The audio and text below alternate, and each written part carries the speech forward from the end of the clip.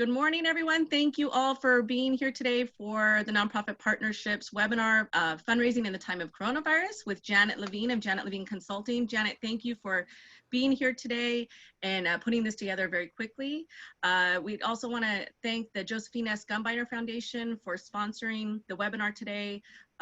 We are all in this together. We're looking to provide as many resources as you need within our capacity so that we can increase your capacity. So TNP is here to help. If you have any questions or need any resources, please continue to reach out to us. You can email us at info@tnpsocal.org.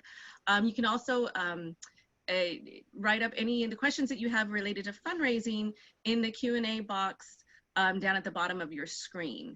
If you are just joining us, if you could introduce yourself using chat by name and by organization, let us know who's here. We'd love to use this as a way for everybody to continue to network and connect with everybody. But for now, I will launch it over to Janet. Thank you again, Janet, and really looking forward to this. To begin, did you want to start with one of the polling questions that we have on how everybody, the temperature on everyone, how they're all feeling about fundraising during this time? So we have a polling question up right now. It is anonymous, so if you could take a few seconds just to answer. Do you think this is the right time to conduct fundraising activities? And woo, look at all those answers coming in. Wonderful, thank you. And we'll leave that kind of running for just a few seconds. And Janet, if you want to begin, take it away. And then I can't see the results, so if you could announce them, that would be great. So welcome everybody. I'm glad to be here and sort of wish we weren't all here, that things were a lot safer and better. Before this, Christina and I were talking about the people we know who have actually been infected, and I hope that everybody's safe and okay. This is a really new time. It's very challenging. You're all experiencing some new things. A lot of you have events that you've had to cancel. And for those of you for whom fundraising is mainly through special events, this is a really scary time. I've had, this morning, one of my clients emailed me and said, so we usually have our event in June. Should we still do it? I was starting to work with a couple of organizations who were about to launch capital campaigns, and they're not sure what to do now. And those of you who might be in campaigns might be thinking, well, wait a second, campaigns are going out for very large donors and we can't meet with them. What are we going to do? There's just so many issues going on right now that are really going to be making you stop and think. And for a lot of you, you're now working from home. I've been working from home for about 13 years, and I think it took me 10.5 years to get used to it. So I feel your pain and know how hard it is to move forward. So okay. I could interject with the results of that first polling question. So 37% of you feel like it is the right time for fundraising activities right now. 15% state no, and 48% are really unsure. So perfect time for some guidance, Janet. Thank you. Thank you. You know, and I am hearing that. I'm seeing a lot of my clients and a lot of people who are feeling that this is absolutely the wrong time to be fundraising, that people are losing money in the market, that people are worried about the future, that they have other things to think about. But I want to remind you all that during the last downturn in the economy in 2008, a lot of nonprofits said, we're not going to fundraise. That's it. We're just not going to do it. And what happened was that donors their former donors went to people who stayed in touch with them. So the issue is thinking about how can you keep moving forward and how can you keep your donors as close to you and prospects, people who you have reason to believe might support you, getting to know you better. And that's what we're going to be talking about a lot. So the one thing that I hope you're going to take away from this is keep doing what you're doing or what you're planning on doing, but you might have to do some of it a little differently. So fundraising really often is very focused on the gift. We think about it as it's the ask, it's the appeal, it's the selling of the tickets or the tables for the event. And what happens is we get money. But really, that's not where your focus should be. Your focus should be on your donors.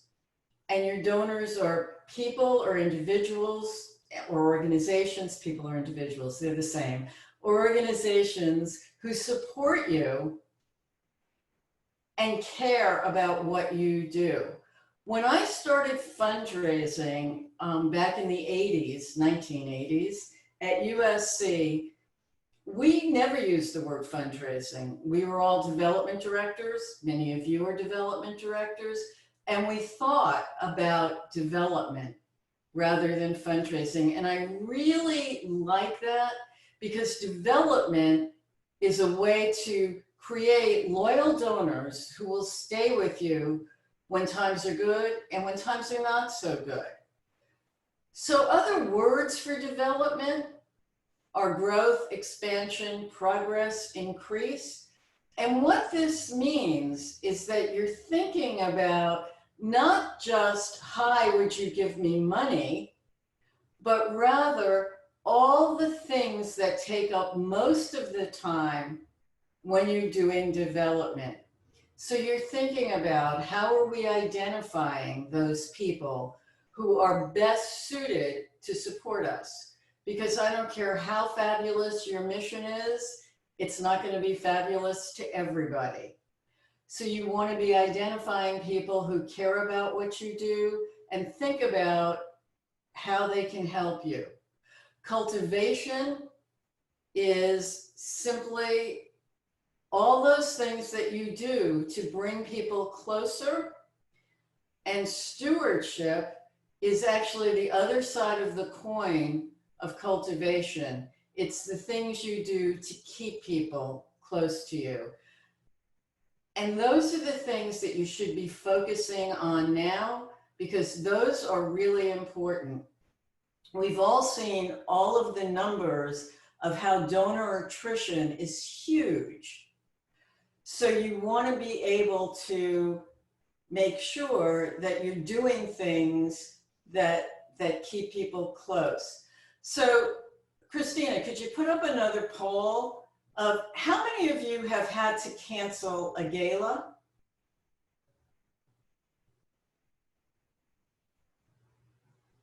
Has anybody canceled one? The poll is up now and everybody is responding so far. Wow, 70 response. You guys are fast. This is fantastic. So it's looking like overwhelmingly so far, yes. So far trending 73% have had to cancel an event due to the COVID-19 pandemic. Okay. So that's, you know, for a lot of you, that's a big portion of your fundraising. And so what are you doing? So I always pick on the Chronicle of Philanthropy because I think while it gives us good information, it seems to think that all nonprofits are large with a lot of staff and a lot of people to do things. And so they've been advocating doing virtual galas. And that may sound really fantastic if you have the ability to pull it off in a way that will work.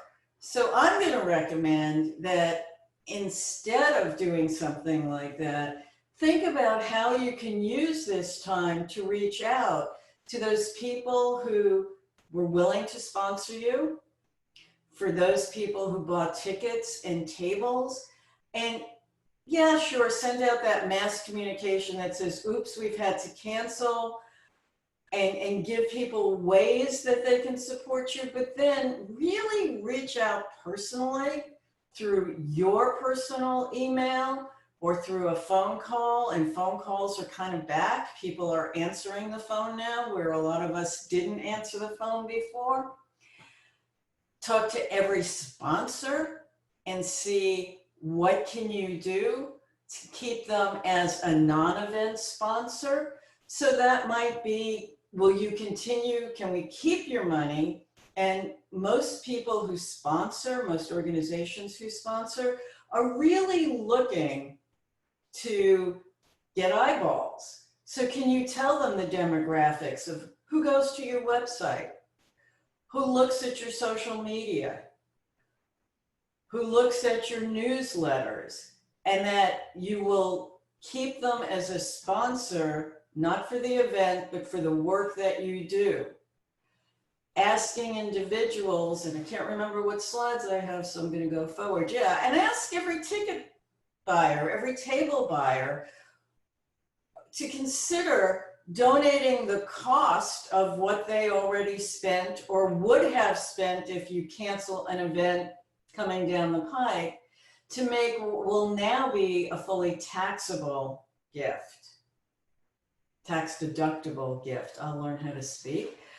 So use this as a way, not just to try to keep the money from an event, because a number of people will say, no, just send me back my money, or no, I'm not going to support this, but to keep people close, to try to have some conversations with them, to try to remind them as best you can why what you do is so important, that the gala might be fun, that the carnival or the walk run is a great thing, but that you can simply use their support to continue doing the important work that you do, even if you're shuttered now, but reminding them what work that you do and how important it really is.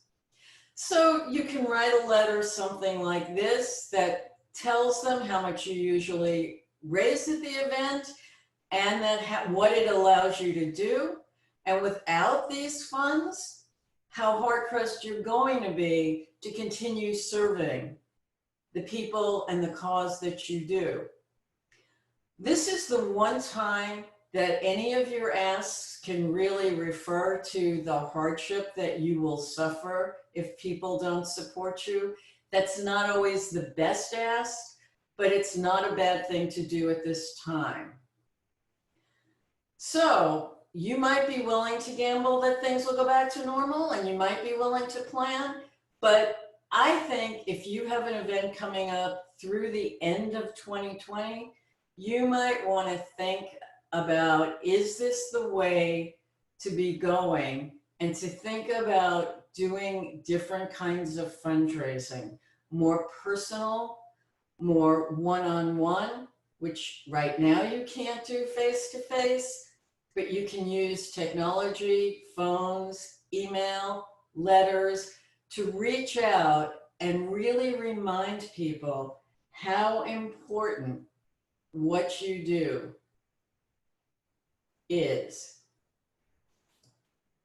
So if you're in a campaign, this can be really hard times for you, because you have to think about what the ramifications are of pulling back, especially if it's a capital campaign where you are already starting to think about doing the buildings. If you've already started talking with some of your major donors, now is the time to get on the phone with them and talk about, what does it look like now? Are they going to be able to commit to supporting your capital campaign? What are you going to be doing? You might have to have real conversations with your contractors, your architects, everybody involved, and try to get your heads around what you're going to be doing in order to keep that campaign alive. Or if you were planning on starting one, What are you going to do? How long are you going to pull back? Or are you going to continue just in maybe not quite as structured a way? Is anybody, Christina, can you just see if anybody's in a campaign or was planning a campaign? Yeah, just give me 1 second. I'll pop up that poll. Okay, just curious. I find this very odd not to be able to see people and see reactions and answer to real-time questions. So if you do have a question, please make sure you're putting it on the Q&A, and Christina will be monitoring that because I can't actually see it. So no matter what you're doing, reach out to your existing donors. This is a good time to reach out to your lapsed donors and to those who have yet to become donors. And while some of you, particularly if you're in social services or doing food banks or things like that, may still have your volunteers working with you, a lot of you are not using volunteers right now. So it's a good time to keep in touch with them. What kind of touch? Well, let them know what you're doing, what's happening, but be cautious about what you're doing. Honestly, I've gotten so many emails from organizations telling me how everybody's now working at home. Okay, I got that, but what does that mean to the work that you're doing? I work with a lot of performing arts organizations, and for some of them, and all of them are shuttered. So one of the things I've been recommending to my clients is look to your archives. Can you send out emails, social media postings that are showing what you're doing and what you've done in the past? So show archives of plays that happened. What did 2010 look like at our organization? What are we going to look like in 2021 when we can reopen? What is happening? Why is what we're doing still important? Make sure you're finding out how your donors, current and lapsed, are doing, how prospects are doing, what their concerns are. Tell them again how important you are. And the way that you're important is not so much by the things that you do, but the things that you accomplish. So it is really important to think about your messaging now. A lot of what you're doing is simply reaching out. You want to remind them how important the work that you do is to them and for your clients or your cause. If you've got videos or pictures, show them what's there today. If you can, what's yesterday? So if you're a school and you've had to close, maybe show them empty classrooms today and then show them what really happens when you're up and running. So it looks like 51% of you are in the middle of a fundraising campaign. And that really is a challenge. What do you do? How do you keep that going? And so as you're thinking about ways to reach out to your donors, I think it's critical to think about ways that you're going to remind them that making a gift is still a viable thing. So not every communication should have an ask, although every communication should remind them that what you do because of the generosity of your donors. And that everything that you're going to be doing will depend on their support. Have a link where they can reach you, have an address where they can send a check. And maybe every third or fourth time that you send them a correspondence, do a very specific ask. Asking is okay. I've had a lot of my clients say to me, I can't go out and ask people where they're all losing money in the stock market. Well, be realistic. How many of your donors are actually reaching into their stocks and selling stock in order to make a gift to you? Most of the gifts that you're getting are from people's current support. So yes, if they've been laid off, if they're not getting any money, if they don't have sick days, this is a real problem. But that's not your problem in reminding them how important you are. It is just you to understand that your fundraising is going to go down. You're not going to get as much as you've gotten, but that you want to give people the ability to support you.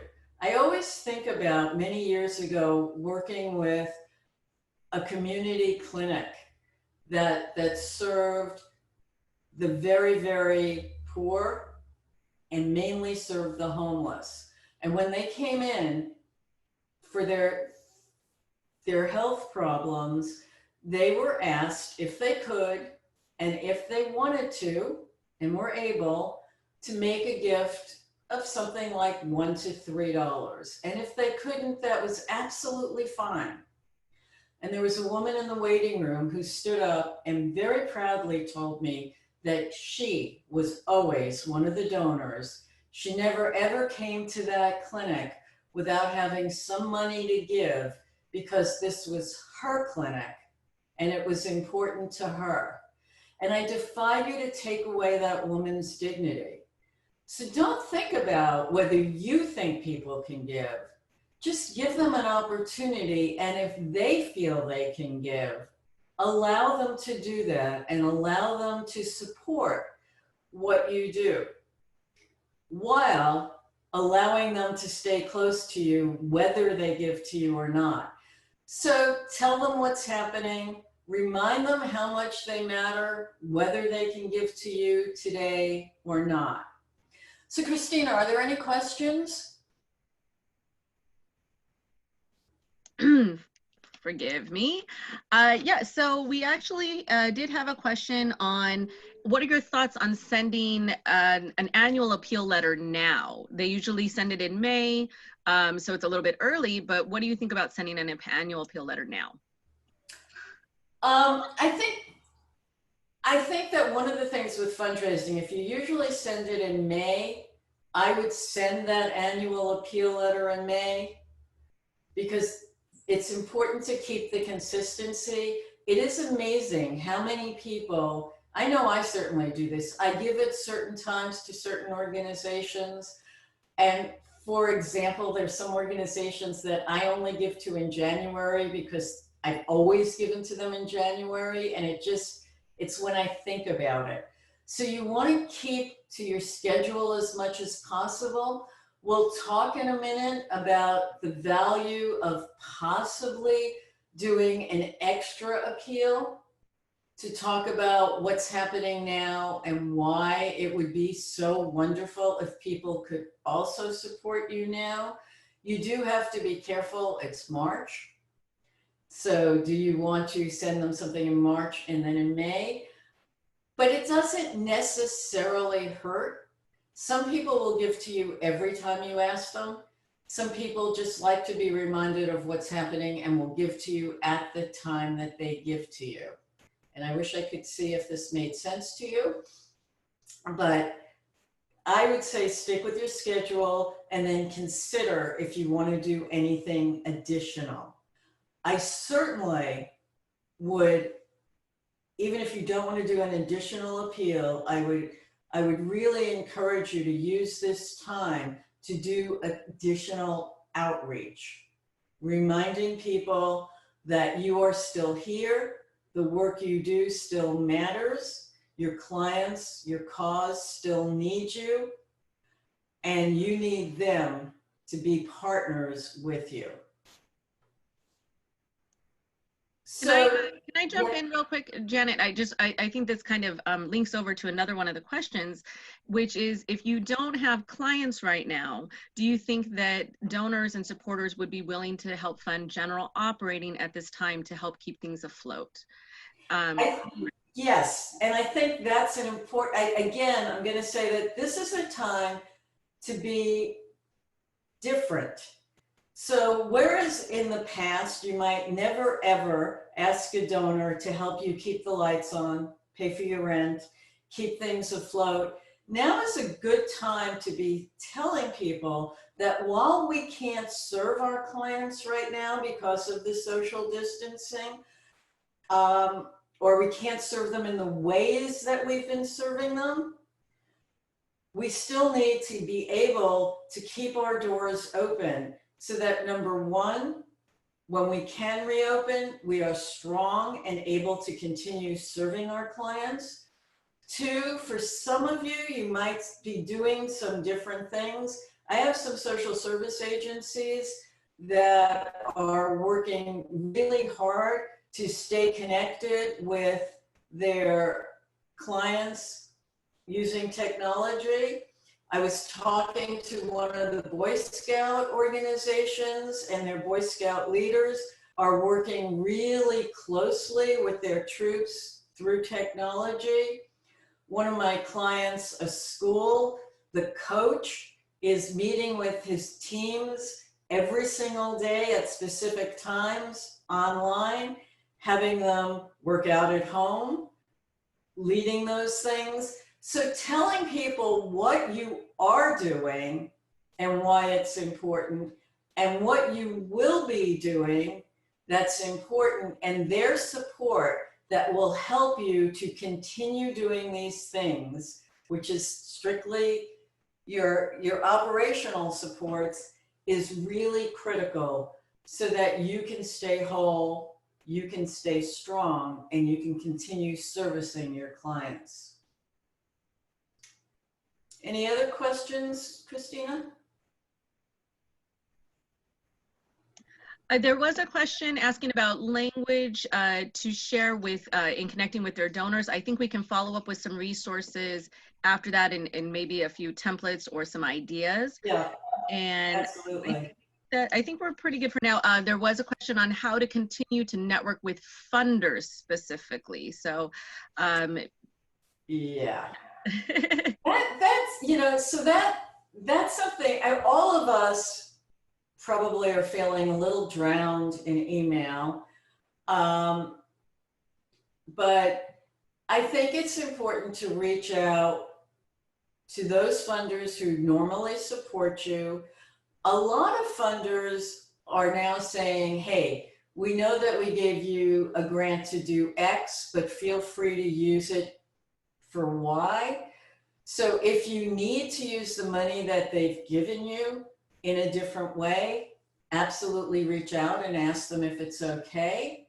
If you're able to continue doing what you're doing, what a great way to reach out and just let them know that even in these times that are so strange and wonderful, we're able to continue doing the work that we do. If you have a strong relationship with a program officer, I think it's fine to reach out and find out how they are. I don't think it's particularly appropriate to try to create friendships right now with organizations that you don't have relationships with, although it might be a time to start asking them if you are an appropriate organization for them to fund. I think grants, more than anything, it is finding out, are they doing emergency grants if you need emergency grants, and how you would go about getting that. I also think that to the degree that you can, have virtual meetings with your board, with your donor and your prospects. So we're on Zoom right now.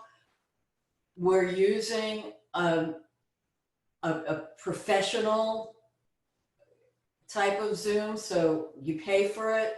I have been using Zoom for quite a number of years. I don't have this webinar functionality, but I pay $15 a month. It's not a big deal. But Zoom also offers meetings for free up to 40 minutes. You can certainly use Skype. You can use WhatsApp. You can use Google Hangouts. Lots of ways to meet with your donors. Don't let your board go away. Have meetings. Maybe even think about some emergency meetings to say to your board, hey, here's where we are. Let's brainstorm some ideas about what we can do to keep us strong. Meeting with your donors online, it's new, but it's something that can work. Keep in touch. See if you can have meetings with your prospects. I was telling Christina yesterday that one of my donors had done a short video of the organization and had sent it to someone who never would come for a tour. And while that didn't work out so well, the person still wasn't particularly interested.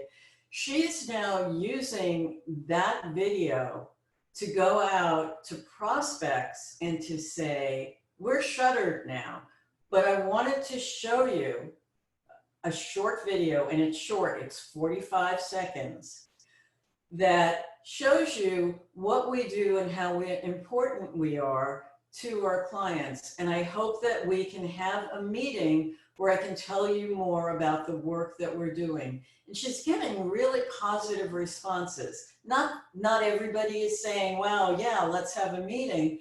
But a number of people are saying, sure, I'd be happy to. So think about ways that you can virtually get in front of people. I talked about showing archives.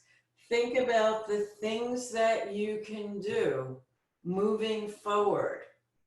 And there was a report not long ago that most people would prefer to look at a short video than read even a short paragraph. Now, I'm a word person and I love to read and I'm not very visual, so I don't get that, but I know that's really true.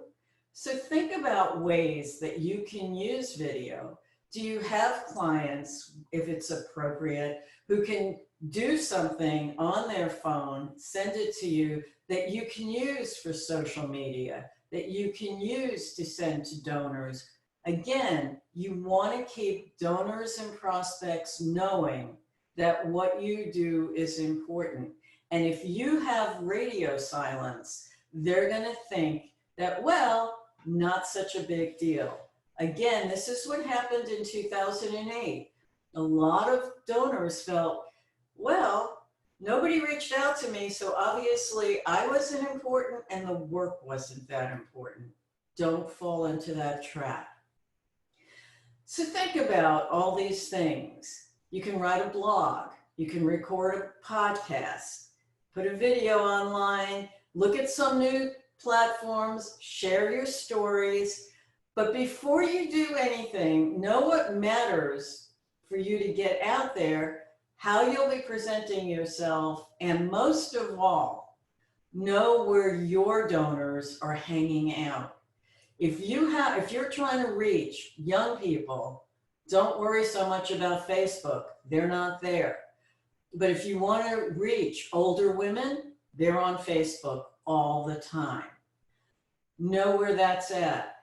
Beyond your social media, think about who else could help get your message out onto their social media.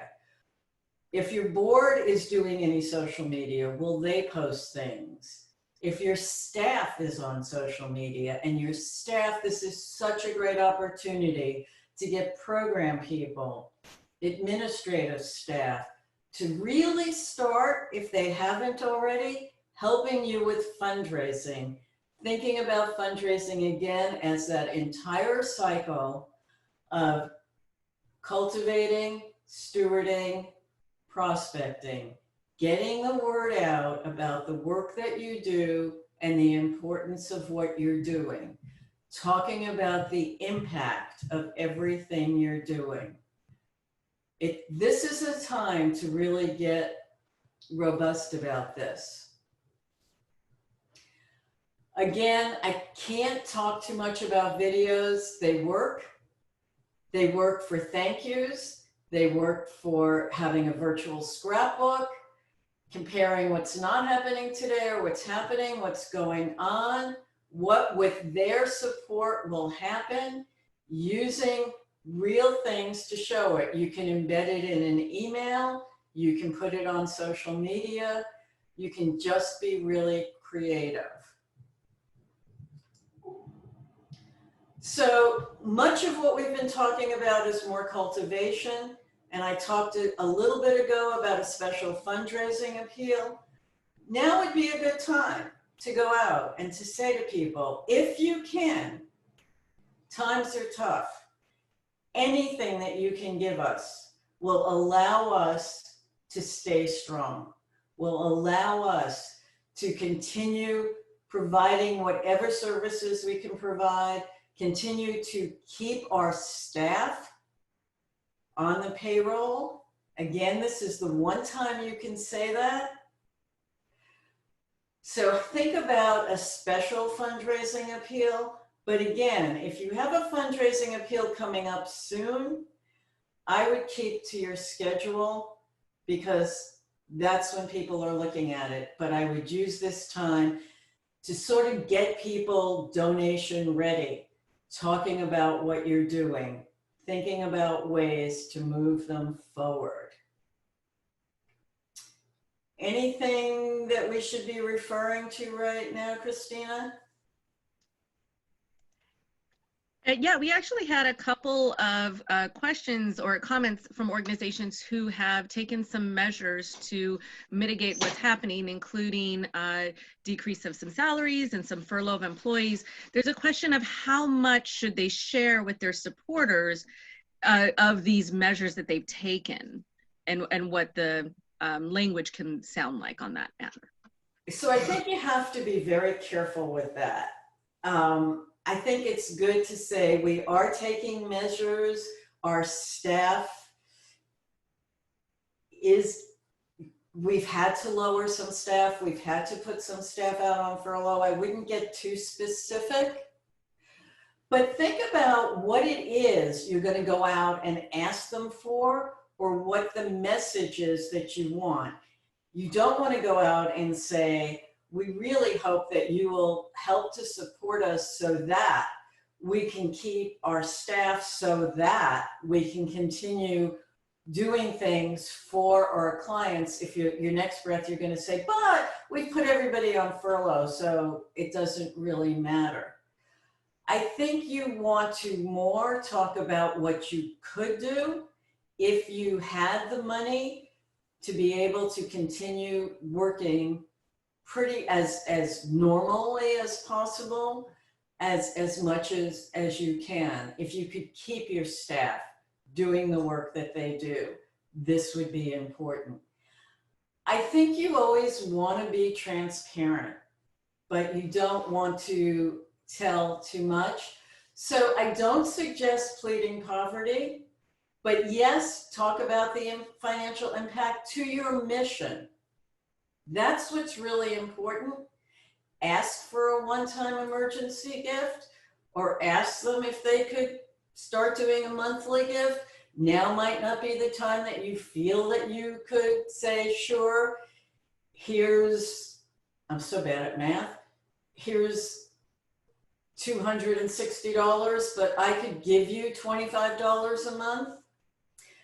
And if you don't already have a plan giving program, now might be a good time to start it, to say to people, we're going to get through this. We're still going to be here. So as you're thinking about making an emergency gift or your regular annual gift, now would also be a great time to think about putting us in your will, so that sometime in the future, we will have your support. And you can just add 2 lines to every mailing that you do that says, yes, I have remembered you in my estate plan. I would like information. And then there's a lot of stuff online that will just tell you what to do, but mainly, or you can email me, or email the nonprofit partnership and we can give you some pretty basic information.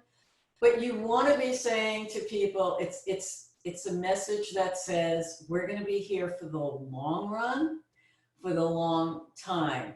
Now, I know that some people are thinking, oh, wait a second, this sounds awful. It sounds as if I'm thinking, if you should die from the coronavirus. That's not what I'm talking about. I'm talking about making sure that they understand that this is a long time plan, that it is something that way in the future, you're hoping that they can leave a legacy that will help you. You just have to be a little sensitive about how you do it. But I think it's really important to show that. So somebody had asked about emergency funding options. There are some places that are advertising it. Do an online search. Again, you can reach out to your funders and to corporations. Go to community affairs at corporations and email them. Are they doing anything?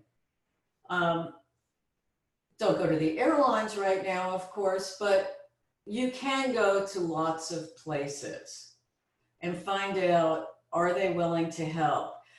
And in some cases, they'll be willing to do things to help you stay afloat. At the very beginning of this, we talked about going to sponsors for your galas, and so many of you have had to cancel or will be canceling galas. This is a time to go out to people and say, listen, we're not going to have our gala, but we still need your support. And we still want to give you the recognition that we would normally give you. And again, it's all about who sees what you're doing. And at this time, this is such a good message to be giving to people who will support you now and in the future. So, and your board, again, I can't talk too much about how now is the time to mobilize your board. A lot of you probably don't have boards who are doing what you want them to do in fundraising. And now is the time to say to them, listen, we need your help. More than ever, we need you to reach out to your natural constituency, to your circle of influence, and tell them that we are still here and we still need support. We need you to help us. Talk to them very honestly about the situation. Get some brainstorm ideas, and then really give them clear roles and make sure you figure out ways to follow up with them. Don't simply say, wow, do something. Sit with them. After the big board meeting, meet, not in person, but virtually or on the phone, with each board member and say, okay, you said that you were going to do X. Let's talk about what that looks like. How can I support you to do that? This is the time to turn your board around if they haven't been such wonderful partners in fundraising. And those that have been, it's a time to really let them shine.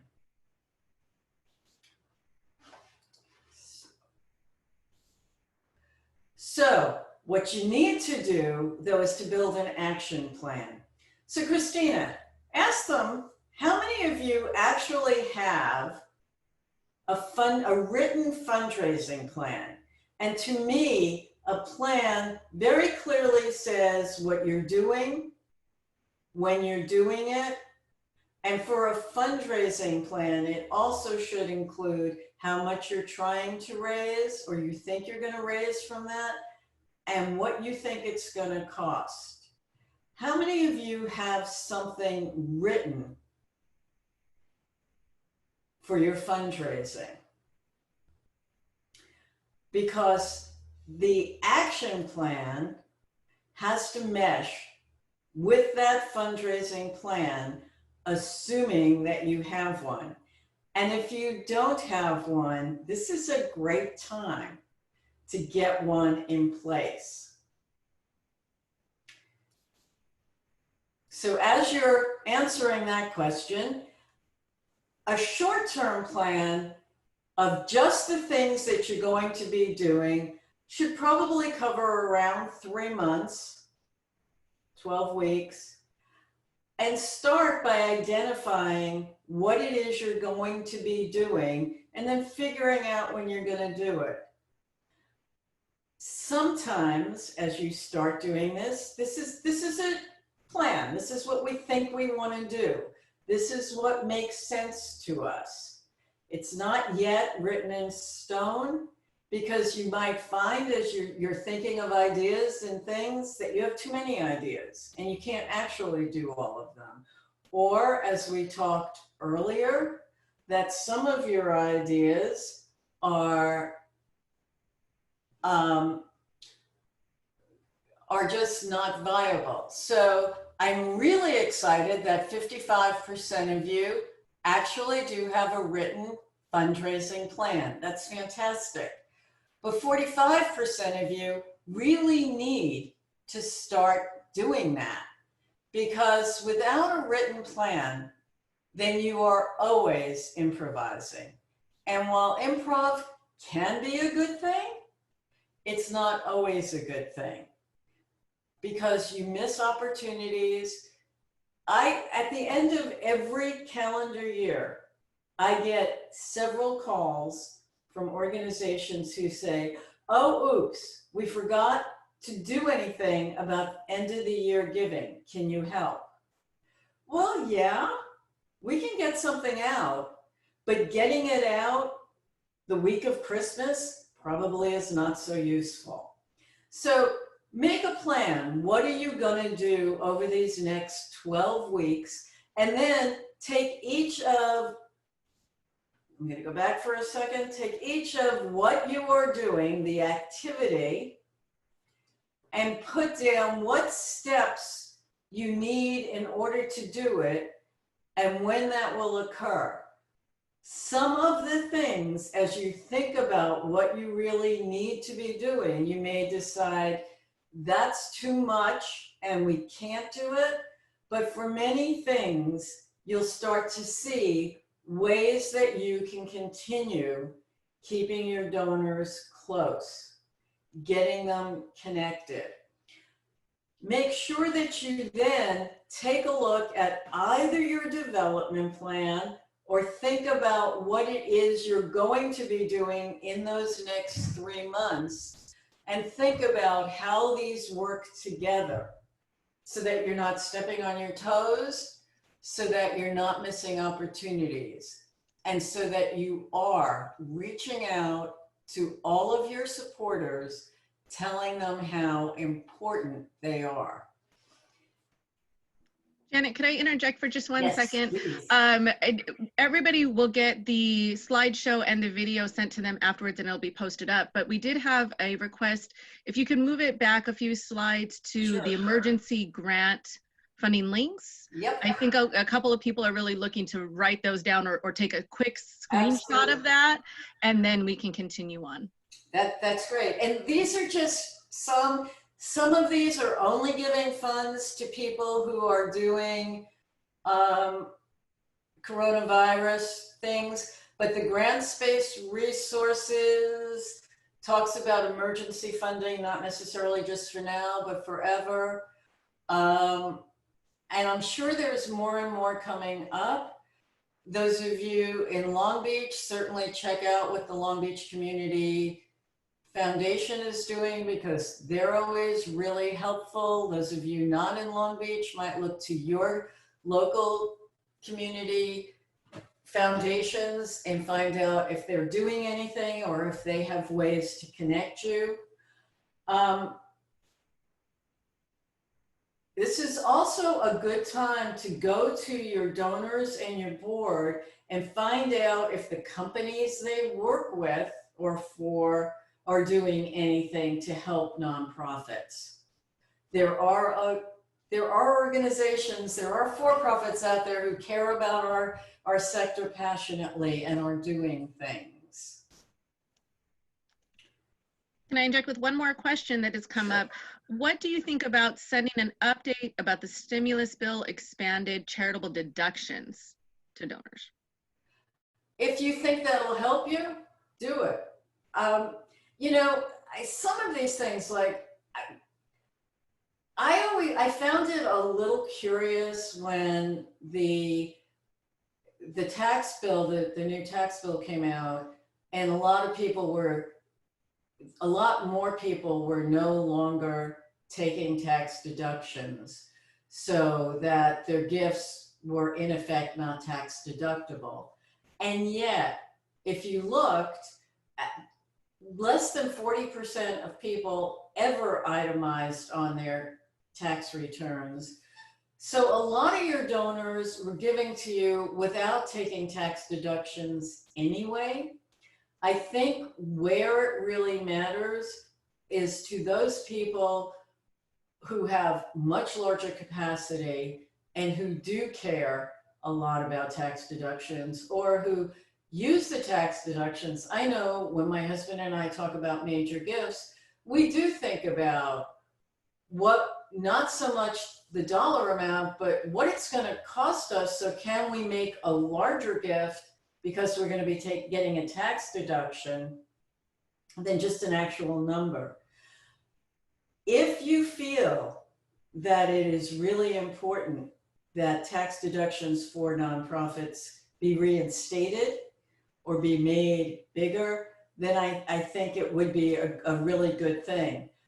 I'm going to get on a soapbox for a second and say, I think this is a good time to also remind people who have donor advised funds that those funds that are sitting in their accounts and not going out to nonprofits are doing nobody any good, least of all the fund itself, because the stock market is so volatile right now. Now is the time to use those funds to help nonprofits. And that would be a mailing that I would certainly send out to people saying, if you have a donor advised fund, this is the time to use it. Now, more than ever, is when nonprofits need that support. Any other questions? Do you think people had time to copy this? I think we're good. We can move on. Okay, so we'll move forward again a little bit. Action plans. So I'm a big believer in tables. So all my plans always have tables.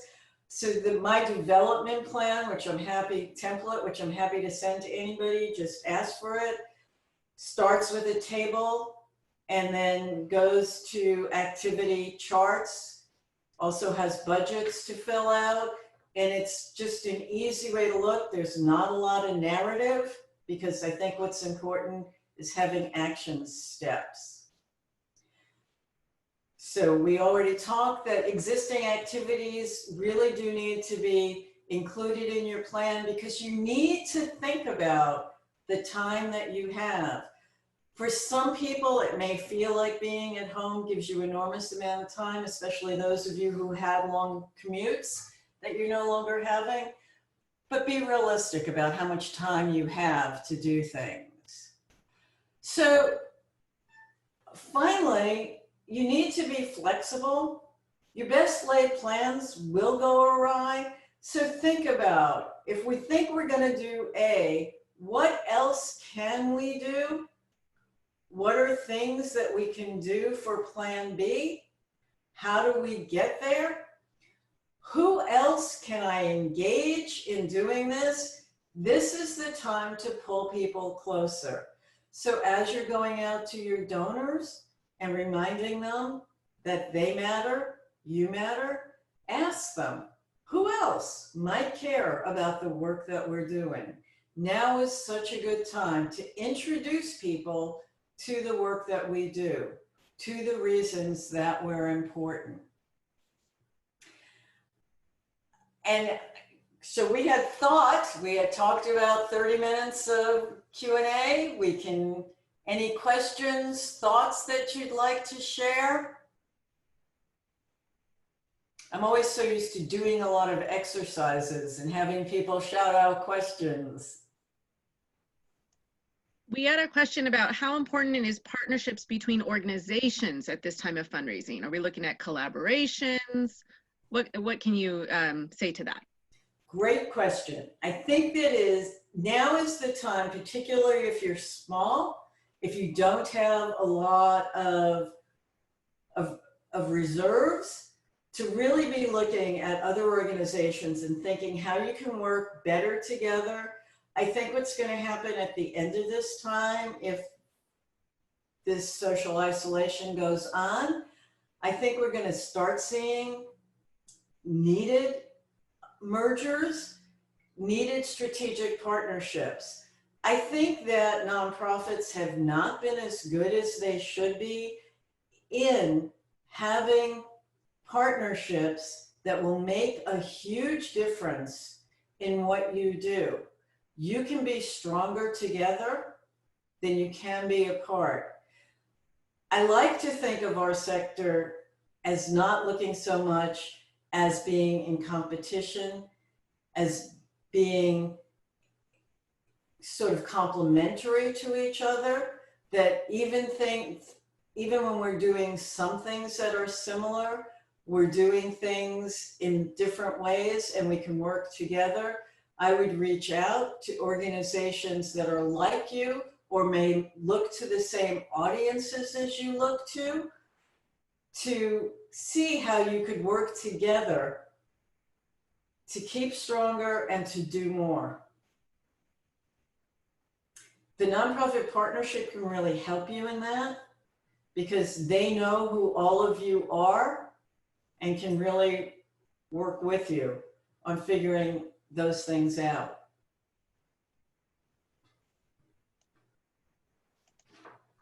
If anybody has additional questions, please feel free and post them up in the Q&A. We're working to answer those as they come in. I think we've gotten through most of them. A couple of them were very specific to organizations, so we will look to follow up with you directly with some of those resources. And again, the slide deck with all of the information that Janet provided, as well as the full recording of this webinar, will be emailed to everyone who has registered for this. So even if you have to jump off of this webinar early to go to another call, you will still get all of the information emailed directly to you. Since it is sent out in one mass email, please check your junk or spam folders. I do know that that's where mine ended up on my Gmail, so just be aware of that. And it will also be posted up on TNP's website, tnpsocal.org. You can see it listed in the chat box right there. We also do have a YouTube channel where we are posting up the videos for the webinars and additional resources ongoing. Let's see, is there any way to share the fund development plan with everyone? Yeah. Janet, that's a question on the fund development plan that I talked about, or that one? I'm guessing, yes. Or the one that I talked about, because I can share that too. I think the one, yeah, I think if there's additional resources or links that you can share out with us, Hold we'll on send it while out. I find this. And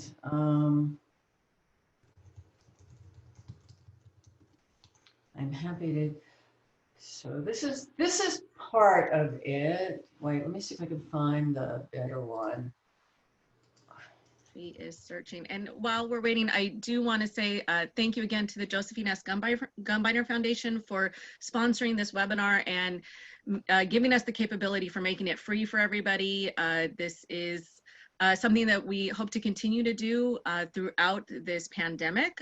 We will be sending out another email to everybody very soon for next week's webinar, which will focus on how you actually communicate with your communities, with your donors and your supporters. And we are bringing on Richard Tollefson with Phoenix Philanthropy Group. So some of you may remember him from our Giving USA events, breakfast series that we hold annually. So he has graciously agreed to appear next week. So be looking out for your email on April 2nd for that next webinar, also free, thankfully, to some of our wonderful supporters. So it looks like Janet has something up on her screen. Yes, so this is the first page I'm looking for. Of course, I can never find anything when I'm not good at filing. This is the first page of what I do. So it's what will we do? What does it look like? So for example, what will we do? We're going to do a May appeal.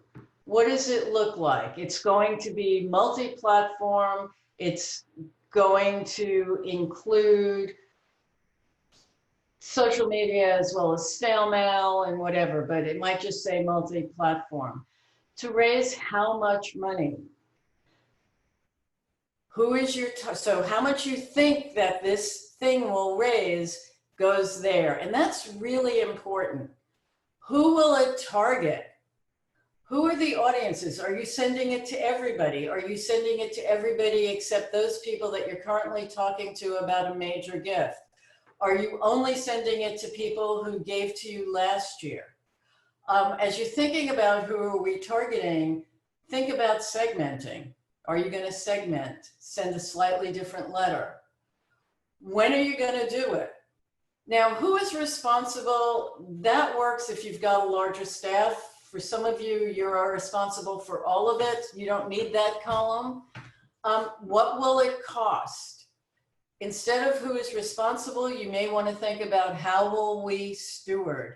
After people make gifts, how are we going to steward them and show things in a different way?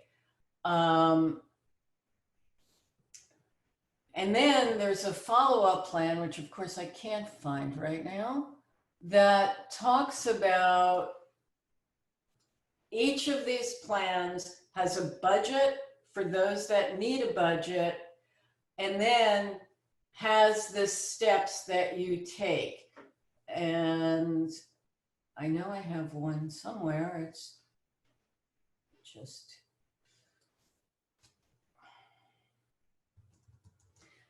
so it becomes a really easy thing to do. So I just want to see.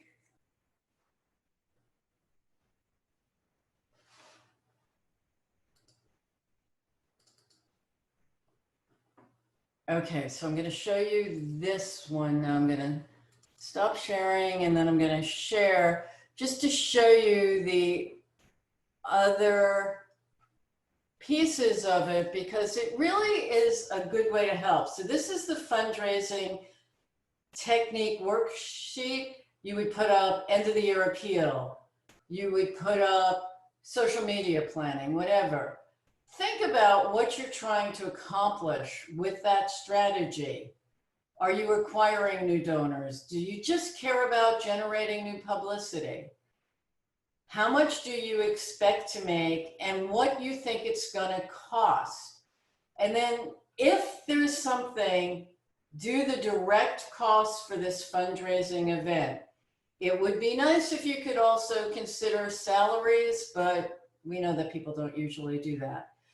And then think about how you're going to accomplish it. What are the dates that you're going to do, the specific tasks? And again, I have who is responsible, who is doing this, who are you working with? Because it's important to know who you need to depend on. And then some of those dates will go into your bigger calendar so that you can actually see what you're doing. So it's a little bit of juggling forms around, but it makes a huge difference. So I know that you were looking for one of the pieces. I know it's not open up on our screen because we're seeing a full list of your of all of your documents there. Sorry about that. And That's all right. it should be this chart. No, okay. You're not seeing a chart? Nope. Okay, let me stop the share, and sorry about that. Obviously, I need some lessons here. Technology fun time on all of our parts. We're all Yeah. learning right there with you. Okay, so, well, that's the wrong one. I want to show fund development plan. Okay.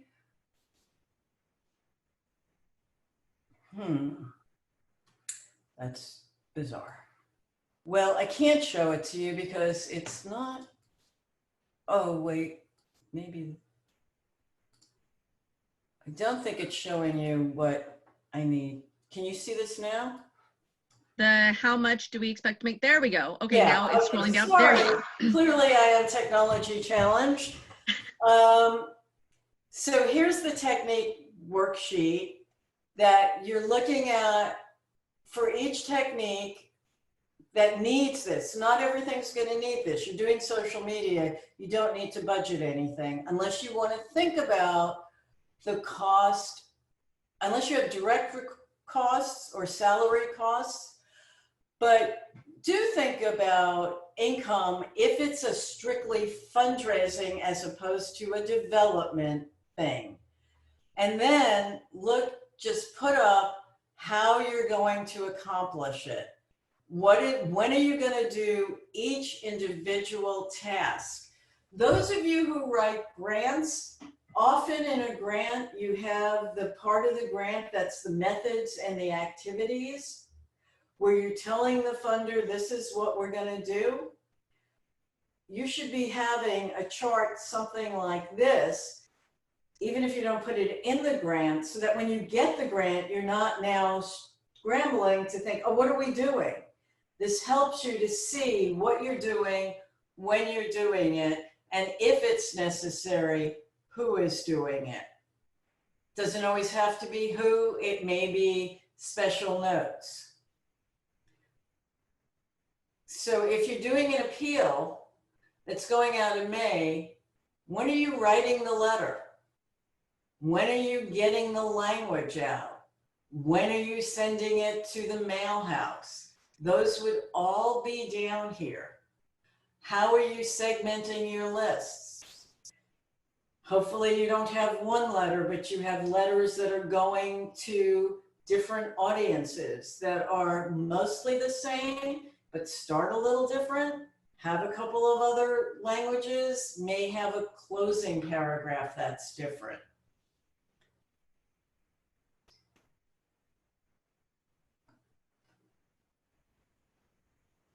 Any questions, thoughts, anything you want to add, Christina? I think we're good. If anybody has any further questions, let us know. I'm not seeing anything pop up here, but a lot of thank yous to Janet. Absolutely. Thank you, Janet, for this very informative webinar. A lot of thank yous to TNP. We are just grateful that, that you are all here. Grateful that you are continuing your services for those of you that are able to do that, especially for those essential services. We really do appreciate all that you do. Again, thank you to Josephine S. Gumbinder Foundation for making this webinar available. Everything we will be following up with everyone directly to your email with the links as soon as possible. So I will make a concerted effort to get the video uploaded right away so that you can share it out with anybody else on your team or on your board. And if you have any further questions after this, because we will continue to be looking for resources to post up, please feel free and send those over to info@tnpsocal.org. We are monitoring that email constantly, and we'll try and get you those resources as soon as possible. Anything else, Janet, that you wanted to add at this time? No, I just hope that if you take nothing else away from this, that you really continue reaching out to your donors in all ways possible, because it's so important to keep that relationship going.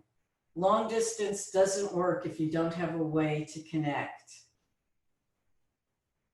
Absolutely. Thank you so much again, Janet. And we'll be looking forward to seeing you, everyone, again, online and hopefully in real life again soon. Really looking forward to that. So I think that about wraps it up. Thank you, everyone. Have a wonderful day. Be safe, be well, and we'll look forward to connecting with you again real soon.